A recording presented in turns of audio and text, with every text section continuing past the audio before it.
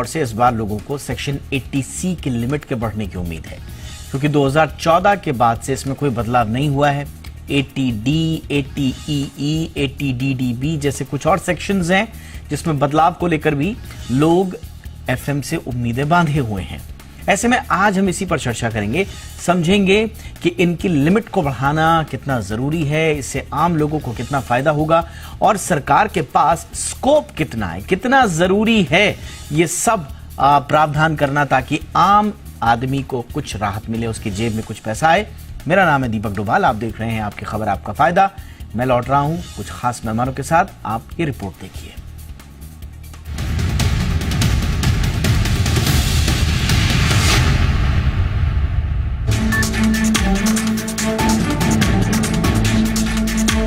आम बजट यानी देश का बजट। जी हाँ, अगले हफ्ते यानी 23 जुलाई को सरकार बजट पेश कर रही है। इस बजट से देश के साथ साथ आम आदमी की जेब का बजट भी तय होगा।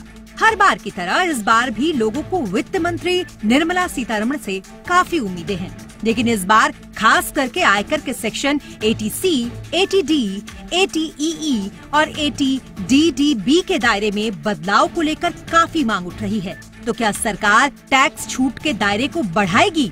उम्मीद तो है, क्योंकि लंबे समय से इसके तहत मिलने वाली छूट के दायरे को बढ़ाने की मांग हो रही है। सबसे पहले आयकर के सेक्शन 80C की बात करते हैं। ये क्या है, इसे समझते हैं। जीवन बीमा प्रीमियम, PPF, FD, ELSS आदि में किए गए किसी भी निवेश के तहत आयकर में मिलने वाली छूट इस सेक्शन के दायरे में आती है। मौजूदा समय में 80C के लिए कटौती सीमा 1.5 लाख रुपए है।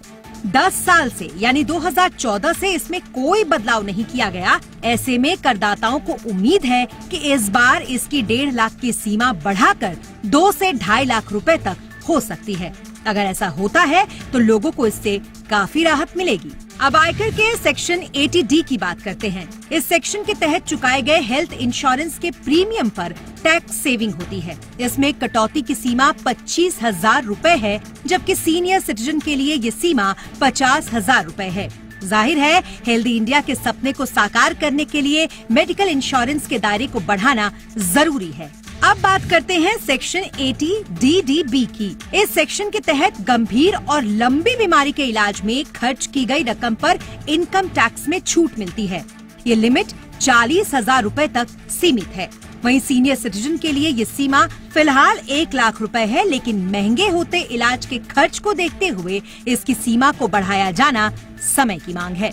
अब बात करेंगे सेक्शन 80EE की, जिसमें लोग इस बार बजट में बदलाव की उम्मीद कर रहे हैं।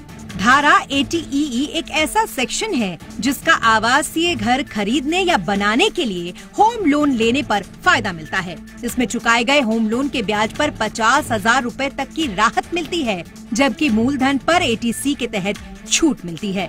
फिलहाल तो एक आम आदमी का वित्त मंत्री से ये मांग है, जिन पर जरूर गौर किया जाना चाहिए।